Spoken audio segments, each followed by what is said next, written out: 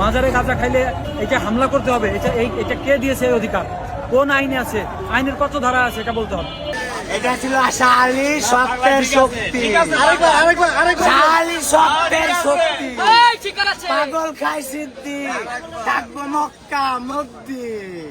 মাজার কাণ্ডে সয়লাভ পুরো বাংলাদেশ। মাজারে সম্প্রতি সময়ে জামাত ইসলামের কর্মীরা হঠাৎ করে এসেই পাগলদের উপর হামলা চালায়, আর পাগলরা খেপে গিয়ে প্রতিবাদের ঝড় তুলেছে। ওদিকে সুন্নি মাওলানা, যারা সুন্নি ওলামা রয়েছে বাংলাদেশে, তারা কিন্তু প্রতিবাদের ঝড় তুলে দিয়েছে সোশ্যাল মিডিয়ার মধ্যে। অনেকে বলছে যে জামাত শিবির প্রকাশ্যে এভাবে পাগলদের পেটালো, তার বিচার কি বাংলাদেশে হবে না? আবার জামাত শিবিররা বলছে না, এটা অন্য কোনো দ্বিতীয় পক্ষ আমাদেরকে দোষ দেওয়ার জন্য এই ধরনের কথাবার্তা সোশ্যাল মিডিয়ার মধ্যে রটাচ্ছে। প্রিয় দর্শক শ্রোতা, মূল ঘটনা কি এবং কারা কাকে দোষ দিচ্ছে তা আপনারা সচক্ষে দেখবেন, তাই ভিডিওটি স্কিপ না করে পুরোপুরি দেখার অনুরোধ করা হলো। চলুন তাহলে ভিডিওটি শুরু করা যাক। ইসলামের যে প্রতিষ্ঠার যে ইতিহাস, সেই ইতিহাসের উপর রাখুন। এটাকে যারাই করুক, যে লেবাসে করুক, তাদেরকে থামানো উচিত এবং এটা নিয়ে সংসদে কথা বলা উচিত। বিএনপির যদি কোনো নেতা থাকেন, দেশের ভালো চান, দেশপ্রেমিক নেতা থাকেন, আমি মনে করি মাজারের আক্রমণ নিয়ে, হামলা নিয়ে কথা বলা উচিত। দেশে বাহিনী আছে, দেশে আইন শৃঙ্খলা বাহিনী আছে, গোয়েন্দা আছে।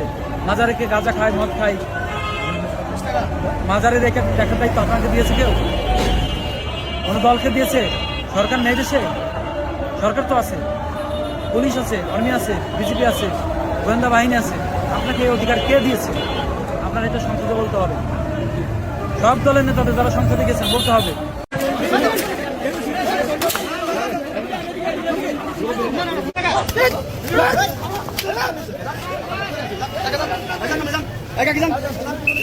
ওটা লাঠি দিয়ে হালাইলো, ওটা বাবার জিনিসটা লাঠি দিয়ে হালাইছে, বাবার গাছটা ভাঙচুর করতে যাই সর দরজার ভিতরে। দেখি দেখি একটা টান দেন তো দেখি। ইল বাবা, ইল বাবা, সাধু বাবা, ইল বাবা হবে, চলে যাইতে হবে রে মন। তোমার হাসিটা তো এরকমই ছিল, হ্যাঁ ওই দিনকার হাসিটা তো এরকমই ছিল।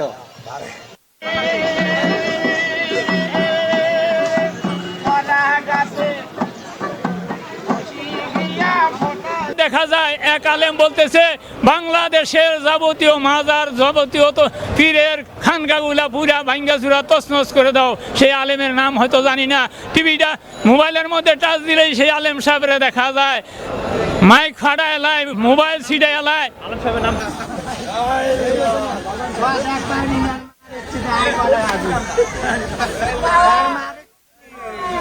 এটা কি ছিল? এটা ছিল শালী সত্যের শক্তি, শালী সত্যের শক্তি। পাগল খাই সিদ্ধি, থাকবো মক্কা মদ্দি। শরীরে শক্তি আছে? আছে মানে আই লাগবি করা, করা লাগবে।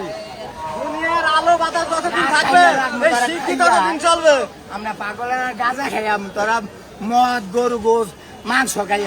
আচ্ছা, যখন আক্রমণ করে তখন এভাবে প্রতিরোধ করতে পারেন নাই? তখন করি নাই, আইনের শ্রদ্ধা করছি, এমপির মানবতা করছি এবং শালীরে ভক্তি করছি, আল্লাহর উপরে ভরসা রাখছি, বুকে বল রাখছি। এখন মাজারে কোনো সময় কেউ গাঁজা খায় না, মাজারের পবিত্রতা রক্ষা করে। প্রত্যেক মাজারের গেটে লেখা আছে মাজারের সিজদা দেওয়া নিষেধ। আপনারা জেনে দেখেন, সারা বাংলাদেশ ব্যাপী যতগুলো উন্নত মাজার আছে প্রত্যেক মাজারের গেটে লেখা আছে মাজারের সিজদা দেওয়া নিষেধ। আরে মিয়া, গাঁজা খায়, সুদ খুঁজে মসজিদের আগের কাতারে গিয়া বইয়া তা খেদাই দিচ্ছেন একদিন। সুদখোর,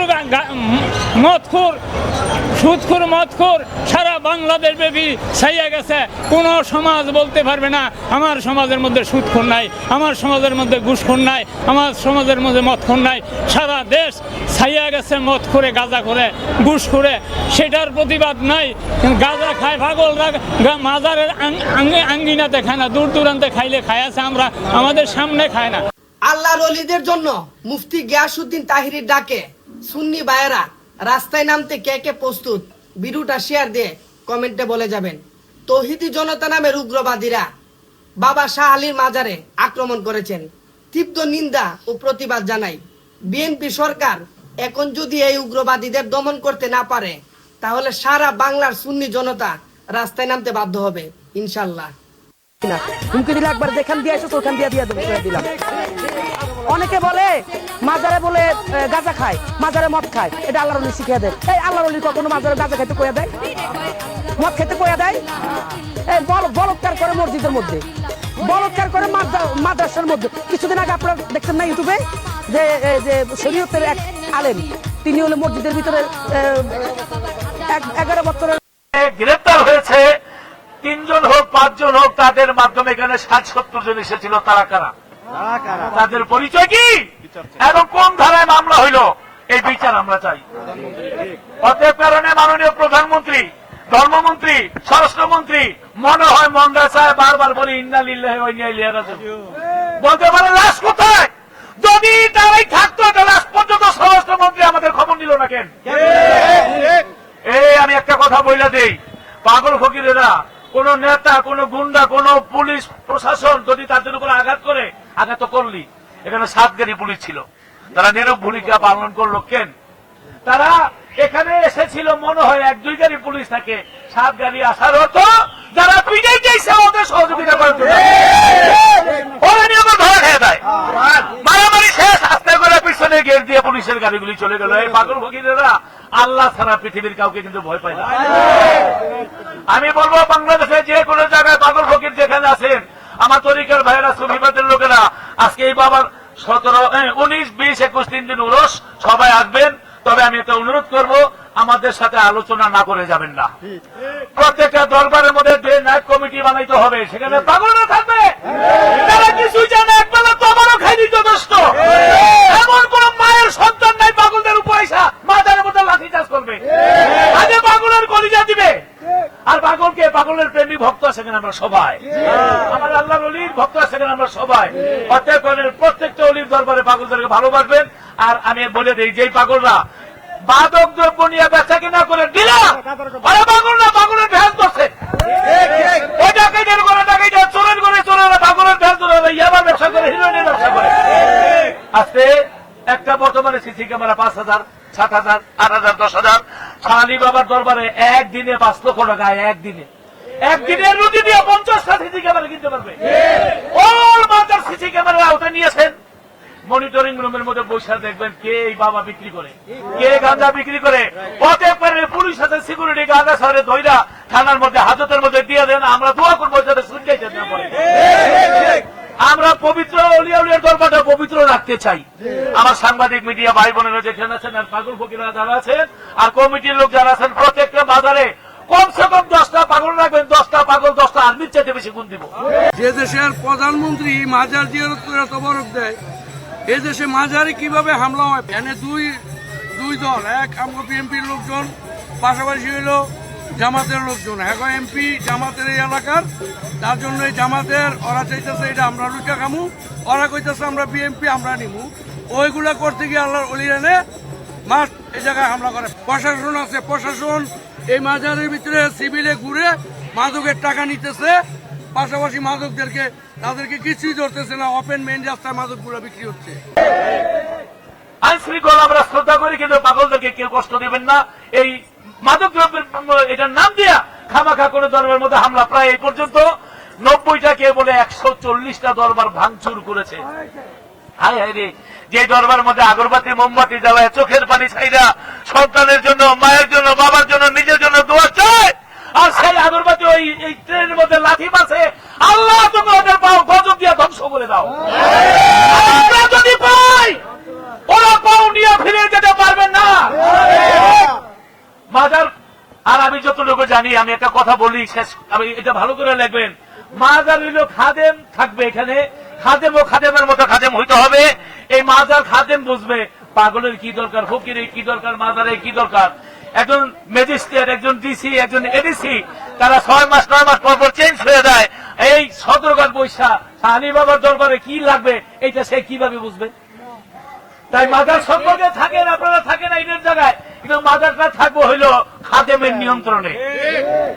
এই বিশিলবাসী যারা আছে এখানে, শাহী বাবার অনেক জায়গা, এই জায়গার বিশিলবাসী এটার মালিক, তারা বাবার নামে উপহার দিয়েছে, ঠিক আছে। কিন্তু তারা ভালো বোঝে এই দরবার কিভাবে সুরক্ষিত করতে হবে। এই মিছিলবাসী যারা আছে তারা শালী বাবার আওলাদ, তারা এখানে আছে। আমি জানি হাজী আবুল হোসেন সাহেব, আলমগীর কাজী সাহেব, তারা এখানে যারা আছে, তারা থাকলে পৃথিবীর কোন শক্তি এখানে হাত দিতে পারবে না। আমি মনে করি মাজারের পরিচালনার দায়িত্বে তাদেরকে মূল জায়গার মধ্যে রাখেন, এটা আমার অনুরোধ রইল। এডিসি ম্যাজিস্ট্রেট ডিসি আছেন, আপনারা উপর লেভেলটা দেখবেন, কিন্তু মাজারে সবকিছু দেখে হইল খাদেম। অতএব কারণে খাদেম নিয়ন্ত্রিত যেন মাজার থাকে। মিডিয়া ভাই যারা আছে সকলের প্রতি এবং যন্ত্রসঙ্গী যারা আছে তাদের প্রতি আমার অন্তর থেকে শুভেচ্ছা জানাই যে তারা উল্লি নামে এমন সুন্দর একটি এই প্রতিবাদ নিন্দা করেছে। এবং সবাই আর সুন্নি মুসলমান কি সুন্নি মুসলমান আমাদেরকে ভালোবাসে, আল্লাহর ওলিকে ভালোবাসে, আর 10% লোক আইসা বিশৃঙ্খলা করবে, ওদেরকে কঠিন শাস্তি দেওয়া হোক আইনের মাধ্যমে। সকলের প্রতি সালাম জানাই, আসসালামু আলাইকুম। বলেন। আমি আল্লাহ সৃষ্টি গাছ খাই, আমি বুক ফুলে বলতেছি আমি আল্লাহ সৃষ্টি গাছ খাই। এই গাছের ব্যতীত যদি আমার নামে কোনো কমপ্লেন পাই, আমি প্রত্যেকটা সাজা নেব। এই গাছের জন্য হাইকোর্ট সুপ্রিম কোর্টে রিট করা হোক যে আল্লাহ সৃষ্টি কোনোটা মাদকের না, আর আল্লাহ সৃষ্টি মাদক হলে সমস্ত কিছু আমরা যাহাই খাই সবই মাদক।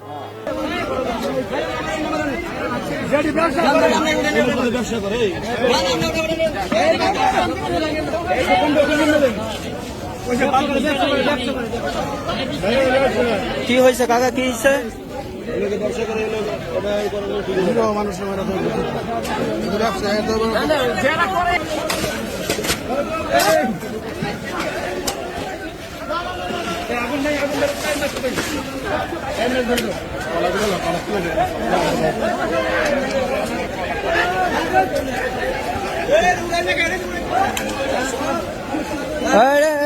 জাদিয়া নিবেন এই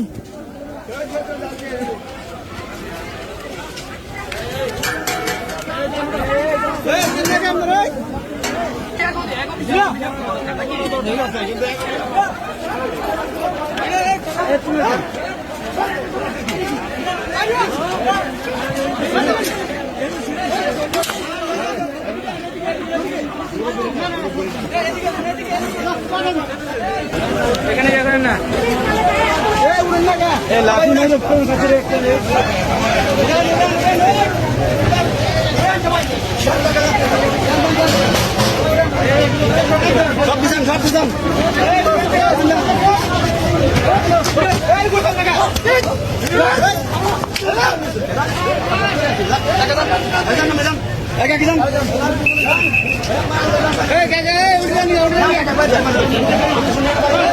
সারা বাংলাদেশ জুড়ে তর্ক বিতর্ক হচ্ছে যে মাজারে অনেক অবৈধ কাজ হয়, তবে মাজারওয়ালারা বলছেন ওলি আউলিয়ারা কখনো অবৈধ কাজ করে না, কারণ এই বাংলাদেশে ইসলাম এনেছে ওলি আউলিয়ারা।